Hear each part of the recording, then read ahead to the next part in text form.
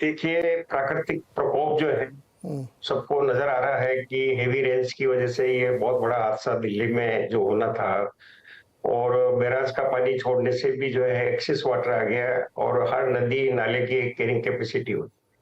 सबसे बड़ी जो मैं चीज़ आपको कहूँगा कि नेशनल कैपिटल रीजन बनाया ही इसलिए गया था कि इस पूरे दिल्ली और दिल्ली के आसपास के एरिया का प्राकृतिक दृष्टि से सारा सर्वे करके इसके यहाँ की फिजियोग्राफी देखते हुए, यहाँ का ड्रेनेज सिस्टम देखते हुए, ये सारा का सारा जो है प्लानिंग लॉन्ग रेंज प्लानिंग किया जाए। और लॉन्ग रेंज प्लानिंग करते हुए पूरे एनसीआर का ड्रेनेज प्लान 2050 या 41 के लिए जो भी है वो उन्होंने बनाया भी था। आई डोंट नो कि कहाँ उसकी क्या स्थिति है। तो रीजनल कंटेक्स्ट में देखना बहुत जरूरी है। ड्रेनेज सिस्टम, नदी नाले किसी एक पर्टिकुलर दिल्ली से न तो चलते हैं न दिल्ली में खत्म होते हैं, नए ही हरियाणा से चलते हैं, नए हरियाणा से खत्म होते हैं। ये एक नेचुरल प्रवाह है। इसमें जो प्लान बनता है एनसीआर का या जो भी ड्रेनेज प्लान बनता है उसमें सारे नदी नाले तालाब जितना भी ड्रेनेज सिस्टम है उसकी स्टडी होती है, उसकी कैरिंग कैपेसिटी पता लगती है, पिछले 50 वर्षों में क्या कितनी बरसात हुई और उस बरसात के बाद जो है उन नदियों में कितना पानी आया, नालों में कितना पानी आया, उसकी क्या स्थिति रही। तो एक तो ये रहा कि लॉन्ग रेंज में एनसीआर द्वारा जो है इसका पूरे क्षेत्र का एक इंटीग्रेटेड प्लान बनाया जाए और उसके साथ ही ड्रेनेज प्लान करके उसको किया जाए। दूसरी जो जिम्मेदारी है दिल्ली की, जहां तक है लोकल है, वो डीडीए दिल्ली डेवलपमेंट अथॉरिटी की जिम्मेदारी है कि मास्टर प्लान जो यहाँ का बनाया गया है, एक बहुत बड़ा क्षेत्र है जिसको कि मास्टर प्लान में सम्मिलित किया गया है। उस मास्टर प्लान क्षेत्र में ये जो आइडेंटिफिकेशन होता है, फिजियोग्राफिक सर्वे होते हैं, पॉपुलेशन के सर्वे होते हैं, एग्जिस्टिंग सर्वे होते हैं कि कहाँ पे जो है नदी नालों में एनक्रोचमेंट है, कहाँ पे कच्ची बस्तियां बसी हुई है, कितने नदी नाले हैं जिनमें जो है उसको चौक कर दिया गया है। ये स्टडी दिल्ली के मास्टर प्लान में जो है वो जो करने की जो चीज है और उसके आधार पर जो दिल्ली की प्रॉब्लम है ड्रेनेज की, एनसीआर नेशनल कैपिटल रीजन को इंटीग्रेट करते हुए दिल्ली की लोकल प्रॉब्लम को देखते हुए इस तरह से लॉन्ग रेंज प्लानिंग, मैं अभी शॉर्ट टर्म की बात नहीं कर रहा हूँ, ये जो होना था हादसा हो गया है जी। और ये हर साल होगा या हो सकता है। तीसरे आप ये देखिए कि हायरार्की में तीसरा सिस्टम आता है कि लोकल एरिया, लोकलिटीज, जैसे ज्यादातर जो प्रभावित क्षेत्र है यमुना के आसपास के क्षेत्र है, लाल किले के आसपास का क्षेत्र है, सिविल लाइंस में जिसमें पानी भरा। तो जब प्लान मास्टर प्लान बनता है उसमें ये सारे एरियाज आइडेंटिफाई होने चाहिए। गंगा नदी का जो कोर्स है, नेचुरल कोर्स है या उसकी कैरिंग कैपेसिटी जो बढ़ाना है, उसमें ये बताएं कि जो कच्ची बस्तियां बसी है आसपास के क्षेत्र में, जो एग्रीकल्चर पे जो कच्ची जो बस्तियां बसी है अनऑथराइज है, जी, उनकी वजह से आप देखो कि ड्रेनेज सिस्टम है ही नहीं है।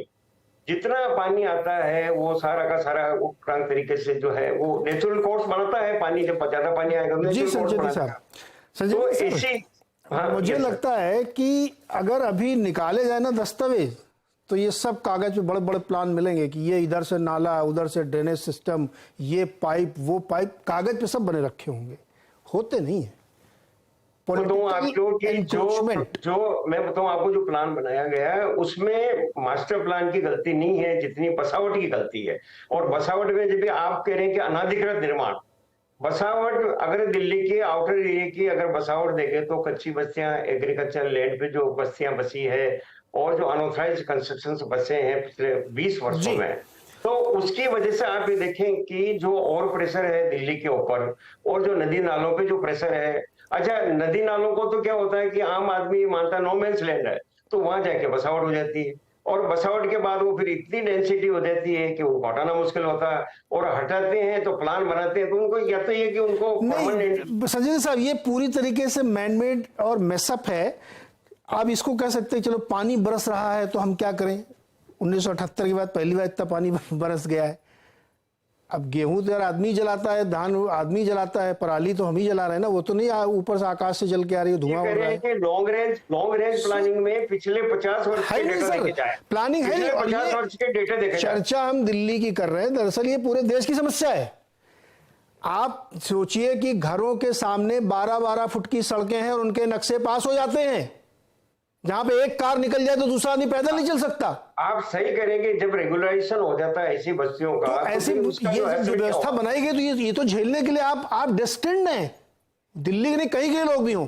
विमलेंदु झा साहब, क्या हम प्रकृति के साथ इतना अन्याय कर चुके हैं और लगातार कर रहे हैं कि ये तो हमको अब आदत डाल लेनी चाहिए? अभी तो ये 1978 नहीं, अब तो बहुत फ्रिक्वेंटली हो सकता है, क्योंकि जो हाल फिलहाल की घटनाएं पहाड़ों की तरफ हुई हैं वो दिखाती है। जोशीमठ में भी पिछले साल हुआ था।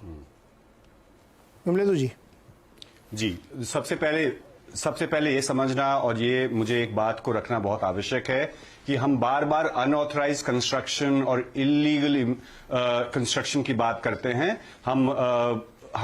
हम जो ऑथराइज कंस्ट्रक्शन है उसके बारे में बात नहीं करते। अगर आप देखें, समस्या जो आज दिल्ली में है, चाहे वो यमुना के किनारे की समस्या हम सबों को दिखती है। आज की चर्चा यमुना के फ्लड के ऊपर है, लेकिन फ्लड की स्थिति, बाढ़ की स्थिति, पानी जमाव की स्थिति, पर्यावरण को बर्बाद करने की स्थिति, बैड वाटर मैनेजमेंट की स्थिति पूरी दिल्ली की है, और सिर्फ ये यमुना किनारे की नहीं है। और यमुना किनारे का भी जो सबसे बड़ा एनक्रोचमेंट, वो झुग्गियां नहीं है जो संचेती साहब कह रहे थे, या फिर जो किसान हैं, वो मुख्य कारण नहीं है। मुख्य कारण है सरकार द्वारा किया गया इंक्रोचमेंट, चाहे वो कॉमनवेल्थ गेम्स विलेज हो, चाहे वो दिल्ली सेक्रेटेरिएट हो, चाहे वो बहुत प्रगति मैदान हो, चाहे वो पूरा का पूरा रिंग रोड हो, जो पूरे के पूरे ड्रेनेज सिस्टम को, जो नेचुरल ड्रेनेज है, उसको बर्बाद करता है। तो एक चीज, जो एक साइंटिफिक टेम्परामेंट रखना बहुत आवश्यक है। बहुत आसान है इस चर्चा और परिचर्चा में दोषारोपण सबसे गरीब आदमी के ऊपर करना। हमारे 40 साल 50 साल का जो ओवरऑल टाउन प्लानिंग है वो फ्लॉड है, जो दिल्ली के टोपोग्राफी को बिना समझे, बिना उसको ध्यान में रखे, उसके ज्योग्राफी और जियोलॉजी को बिना समझे, उसके चारों तरफ हम कंस्ट्रक्शन कर रहे हैं। एक बात। दूसरी बात, जो संजीव जी और बाकी लोग जो राजनीतिक वक्तागण बात कर रहे थे, ये ऐसी स्थिति, ऐसा है कि 153 और 155 mm बारिश की बात हम 4 दिन पहले कर रहे थे। आज हम हथनीकुंड के बारे में बात कर रहे हैं। स्थिति ऐसी है कि 10 mm भी बारिश अगर दिल्ली में हो जाए तो बारिश का पानी जो है फ्लाईओवर आधे से ज्यादा डूब जाते हैं। अब उसके लिए हम हथनीकुंड को तो जिम्मेदार नहीं देंगे। मैं गुड़गांव में रहता हूं पिछले 1 वर्षों से, और गुड़गांव के आधे से ज्यादा सड़क जो है वो स्विमिंग पूल बन गए थे और बन जाते हैं, और साल में कम से कम 3 महीने वो पूल बने रहते हैं जो फ्री में यूज किए जाते हैं। तो बब्बर साहब, वो तो हथनीकुंड का पानी नहीं है। इश्यू ये है कि हमने एनक्रोच किया हुआ है, जो नेचुरल वाटरवेज थे, जो नेचुरल ड्रेनेज सिस्टम्स थी, उसको हमने एनक्रोच किया है। और साथ ही साथ जो आपने अपने वक्तव्य में भी कहा कि ये सिविक एपैथी, पॉलिटिकल करप्शन और लैक ऑफ साइंटिफिक टेम्परामेंट की बात है कि दिल्ली की जो ऐसी स्थिति हुई है वो पूरे के पूरे, आपको संजीव जी के पास अगर जवाब होगा तो संजीव जी से पूछेंगे आप प्लीज कि पिछले 10 वर्षों से उनके पास एक फाइल पड़ी है जो ड्रेनेज मास्टर प्लान की थी, और अभी तक 8 साल तक वो उस पर काम हुआ, और 2 साल से उस फाइल पे लोग बैठे हैं। दिल्ली का जो मास्टर प्लान है, जो ड्रेनेज मास्टर प्लान है, वो सन 1976 में बना था। तो जब आपको पता है कि 76 में या 78 में बहुत बाढ़ आया था, और 10 साल से आपके पास एक डॉक्यूमेंट है जिसको आप प्रिपेयर कर रहे थे, जो ड्रेनेज मास्टर प्लान है, उसको हमने एग्जीक्यूट क्यों नहीं किया?